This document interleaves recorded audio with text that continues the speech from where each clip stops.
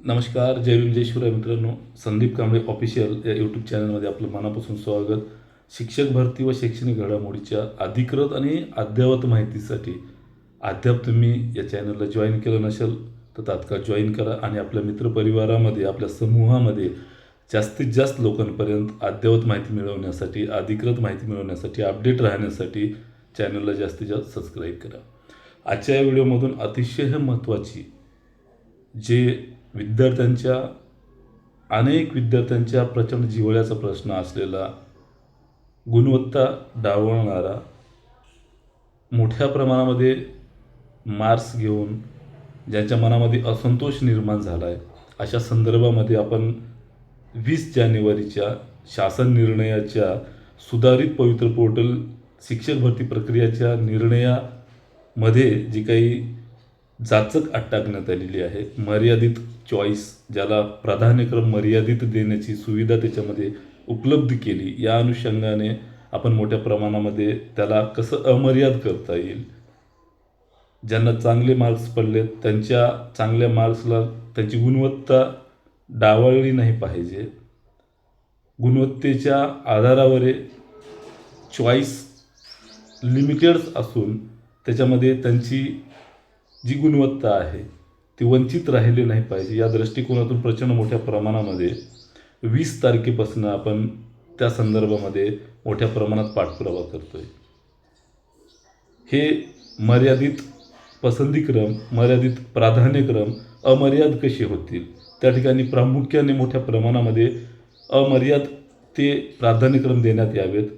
मुलांची संधी ही त्यांच्या गुणवत्तेवर व्हावी किंवा योगायोगावर न होता त्याला न्याय मिळावा, या दृष्टिकोनातून योग्य ते पद्धतीनं आपण पाठपुरावा करतोय.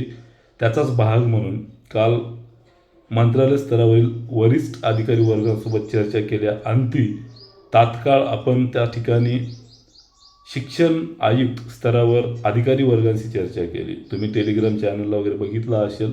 आमचे सहकारी अब्दुल गनी सर त्या ठिकाणी मोठ्या प्रमाणामध्ये आयुक्त कार्यालयामध्ये उपस्थित राहून योग्य तो पाठपुरावा केलेला. दरम्यानच्या काळामध्ये पूर्वी ज्या दिवशी शासन निर्णय निर्गमित झाला त्या दिवशी त्या ठिकाणी शिक्षण आयुक्त स्तरावरील वरिष्ठ अधिकारी ज्यांच्या अंडरमध्ये पूर्ण पवित्र पोर्टल येते, अशा अधिकारी वर्गांसोबत जे पवित्र पोर्टल रन करतात त्यांना त्या GRच्या संदर्भामध्ये, त्या GRचं मोठ्या प्रमाणात आपण स्वागत केलं. मात्र त्याच्यामध्ये एक चूक होती, विद्यार्थ्यांच्या ती हिताची नव्हती, विद्यार्थ्यांवरती अन्याय लादणारा होता. त्यामुळे त्यावर मोठ्या प्रमाणात साधारणतः 15 मिनिट आपण चर्चा केली होती आणि त्यांना ते अवगत केलं होतं की कशा पद्धतीनं शिक्षक भरती ही गुणवत्तेच्या आधारावर नसून योगायोगाच्या आधारावर भरती प्रक्रिया पुढे जाईल.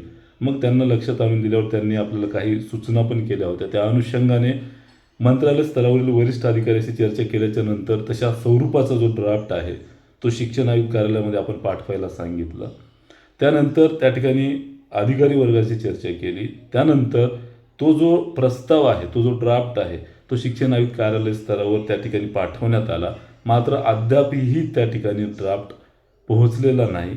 पण लवकरच त्यावर जसाही तो ड्राफ्ट येईल त्या ठिकाणी योग्य ती कार्यवाही करण्याची संकेत त्या ठिकाणी वरिष्ठ अधिकारी शिक्षण आयुक्त स्तरावरील यांना आपण दिलेले आहेत. काल भेटीच्या दरम्यान त्या ठिकाणी प्रचंड मोठ्या प्रमाणामध्ये शिक्षण आयुक्त स्तरावरील वरिष्ठ अधिकारी मंत्रालय स्तरावर होते. त्या ठिकाणी मंत्रालय स्तरावर एक मीटिंग असल्या कारणानं त्या ठिकाणी अधिकारी वर्ग गेलेले होते. मग आयुक्त असो, सहसंचालक असो, संचालक असो, सगळी वरिष्ठ अधिकारी शिक्षण विभागाची मंत्रालय स्तरी होते. त्या ठिकाणी मंत्रालय स्तरावरील वरिष्ठ अधिकाऱ्याशी चर्चा केल्याच्या अंती काही गोष्टी लक्षात आल्या आपल्या, की लवकरच योग्य तो निर्णय जो आहे तो मर्यादित प्राधान्यक्रमावर घेऊन अमर्याद कसे करता येतील, त्या ठिकाणी विथ इंटरव्ह्यूमध्ये मर्यादित टाकलेले प्राधान्यक्रम त्या ठिकाणी सुधारणा होणं फार कठीण आहे. त्या ठिकाणी किंबहुना होणारही नाही, कारण मुळामध्ये मर्यादित प्राधान्यक्रम जे आलेत ते संस्था चालकांच्या उठवलेल्या बोंबामुळेच आलेले आहेत. कारण त्या ठिकाणी मुळामध्ये त्या ठिकाणी भावी शिक्षक किंवा जे लागलेले शिक्षक आहेत ते शिक्षक जिल्हा परिषदेवर लागलेत आणि मुलाखतीला पात्र झालेत. मुलाखतीला गेल्याच्या नंतर मुलाखत दिल्याच्या नंतर संस्थाचालकांनी किंवा निवड कमिटीने त्यांना विचारलं की इच्छुक आहात का तुम्ही, तर ते डायरेक्टली त्या ठिकाणी सरळ सरळ अनेक संस्थाचालकांना आम्ही जिल्हा परिषदेवर लागलेलो आहोत, आम्ही या ठिकाणी इच्छुक नाही, अशा पद्धतीचा रिपोर्ट अहवाल जो आहे तो त्या ठिकाणी संस्थाचालकांकडे देण्यात आला. आणि संस्थाचालकांनी म्हणूनच सेकंड फेजच्या टाईमला स्वातंत्र्य आमची एक वेगळी मेरिट यादी लावा अशा पद्धतीचा त्यानं सूर घेतलेला होता. आणि किंबहुना बऱ्याच शिक्षक आमदारांनी संस्थाचालकांची बाजू त्या ठिकाणी लावून धरून त्यामध्ये अजून एक फेज घ्यावा सेकंड फेजमध्ये आणि संस्थेवर शिक्षक द्यावेत अशा पद्धतीचे मागण्या केल्या. संस्थाचालकांनी आरोप केले, मागण्या केल्या, शिक्षण आयुक्तांकडे जोरदार मागण्या लावून धरल्या, शिक्षण मंत्र्याकडे जोरदार मागण्या लावून धरल्या. मात्र त्या ठिकाणी शिक्षण अधिकारी जे आहेत किंवा शिक्षण आयुक्त स्तरावरील अधिकारी वर्ग जे आहे ते योग्य ते पद्धतीने ते प्रकरण हाताळून त्या ठिकाणी थर्ड टेटमध्ये त्या जागा देण्यात येतील आणि जे काही संस्था अधिनियम आहे त्याच्यामध्ये कठोर कार्यवाही करून अमेंडमेंट आणलं जाईल अशा पद्धतीचं सांगण्यात आलं. आणि ते अमेंडमेंट जे आहे ते लवकरच येणार आहे. प्रारूप त्याचं जे आहे ते अंतिम होणार आहे. ते अमेंडमेंट आलेलं आहे आणि एकाच 3 प्रमाण त्या ठिकाणी ठेवण्यात आल्या कारणानं संस्थाचालकांच्या बाजूने त्याच्यामध्ये एका जागेला एकाच 3 असल्या कारणाने आणि एका उमेदवाराला जास्तीत जास्त 3 प्राधान्यक्रम निवड होणार असल्या कारणाने तिथे मर्यादित 50 प्राधान्यक्रम असणं हे म्हणजे त्या ठिकाणी वाढवणं म्हणजे फार तारेवरची कसरत आहे. कारण कायद्यात बदल होत आहेत आणि कायद्यात बदल झाल्याच्या नंतर त्याच्यात परस्पर बदल करणे म्हणजे कोर्टामध्ये शिक्षक भरतीला मोठ्या प्रमाणामध्ये अडथळा आणून दिल्यासारखं आहे. कारण संस्थाचालकाकडे मोठ्या प्रमाणात पैसा आहे, सुप्रीम कोर्टापर्यंत जाऊ शकतात संस्थाचालक, मात्र आपले उमेदवार जिल्हा परिषदपर्यंत सुद्धा पाठपुरावा करायला जाऊ शकत नाहीत. आणि याच्यामध्ये अनेकांना डोहाळे लागले आहेत नेते होण्याचे. तर अशा पद्धतीनं आणि त्याच्यामध्ये परस्पर विरोधी मागण्या जे आहेत ते करणारे उमेदवार प्रचंड मोठ्या प्रमाणात बाहेर आलेले आहेत. जे लागलेले उमेदवार आहेत तेच म्हणतात की 50च्या ऐवजी आता 25च प्राधान्यक्रम द्या अशा स्वरूपाचा हटास असल्या कारणाने जो अहवाल आलेला आहे ही एक बाजू असल्यावर ह्या बाजूला मोठ्या प्रमाणामध्ये प्रचंड दबाव आहे या बाजूचा.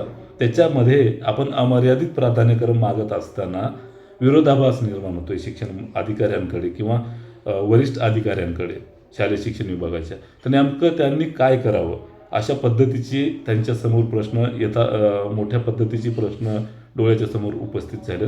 त्याच्यामध्ये आपण मोठ्या प्रमाणामध्ये यश येण्यासाठी पाठपुरावा करत आहोत.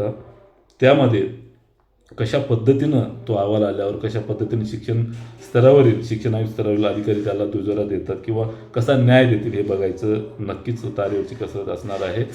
कारण 100% तरी मुलांच्या बाजूने ते विचार करतीलच. कारण माझं बोलणं झालेलं आहे ज्या ज्या तांत्रिक अडचणी आहेत. कालसुद्धा सगळे अधिकारी गेल्याच्या नंतर सुद्धा सहसंचालक त्या ठिकाणी शिक्षण आयुक्त स्तरावर उपस्थित होते. तिथे भेटणं झाल्यावर मग प्रत्यक्ष त्या ठिकाणी अधिकारी वर्गासोबत कॉलवर सुद्धा चर्चा केली. त्यानंतर योग्य ते वेळी त्या ठिकाणी शिक्षण मंत्रालय स्तरावरील वरिष्ठ अधिकाऱ्यांशी यांच्याशी सुद्धा मी काल सायंकाळी चर्चा केली. त्या ठिकाणी योग्य तो सूर आहे विद्यार्थ्यांना न्याय मिळवून देण्याचा. मात्र हा GR बदल होणार नाही आणि बदल होणे अपेक्षित सुद्धा नाही. कारण तेवढीच एक अट कठीण आहे, जटिल आहे. बाकी सगळा GR हा विद्यार्थ्यांच्या सगळ्या हितासाठी आहे आणि अधिकारी वर्गाचं कौतुकी करण्यासारखं आहे. कारण मुलांच्या हितासाठी तो निर्णय घेतलेले आहेत. केवळ एक मर्यादित प्राधान्यक्रम तेवढा चुकीचा आहे आणि त्यावर लवकर जसं अहवाल येईल तशा पद्धतीनं शिक्षण आयुक्त स्तरावरून त्या ठिकाणी अहवालावर त्या पॉझिटिव्ह रिमार्क जो आहे कशा पद्धतीने मुलाला त्याच्यामध्ये न्याय मिळवून देता येईल अशा पद्धतीचं अहवाल पाठवण्यात येईल अशी फोनवर चर्चा झालेली आहे. आणि प्रत्यक्ष गेल्यावर सुद्धा मुलांच्या म्हणजे योग्य ते मुलांना न्याय देण्यासाठी आम्ही इथे मुलांना न्याय देण्यासाठीच बसलो. जास्तीत जास्त मुलं स्पर्धेमध्ये यावेत, शिक्षक व्हावेत अशा आशयाचा त्यांचा एक चर्चा झालेली आहे, त्यांच्याकडनं म्हणणं आलेलं आहे. त्यामुळं निश्चिंत राहा. योग्य ते पॉझिटिव्ह जे आहे त्या पद्धतीचं त्या ठिकाणी होईल. एवढं नक्की की मंत्रालय स्तरावरून अहवाल जो आहे तो पाठवण्यात आला. लवकरच जसाही अहवाल प्राप्त होईल वरिष्ठ अधिकारी वर्गाची त्यांच्याकडे त्यावर नक्की काहीतरी निश्चितच पॉझिटिव्ह होईल मित्रांनो. अशा पद्धतीचं अपडेट असून यापुढे तुमच्या काही समस्या असतील तर नक्की कमेंट्समध्ये कळवा. तुमच्या कमेंट्सला उत्तर देईल आणि योग्य जर कमेंट असेल तर उत्तर देईल आणि योग्य नसेल तर नक्कीच देणार नाही. आणि ही माहिती जास्तीत जास्त उमेदवारापर्यंत पोहोचवा. आपण हा अहवाल कसा पॉझिटिव्ह रिमार्क जो आहे शिक्षण आयुक्त स्तरावरून जाईल, यासाठी आजसुद्धा आपली टीम शिक्षण आयुक्त स्तरावर उपस्थित असणार आहे, त्या ठिकाणी अपडेट घेणार आहे आजसुद्धा. आणि जोपर्यंत हा अहवाल पॉझिटिव्ह पाठवला जाणार नाही तोपर्यंत आपली टीम त्याच ठिकाणी असणार आहे आणि त्याच ठिकाणी योग्य तो पाठपुरावा सुरू असणार आहे.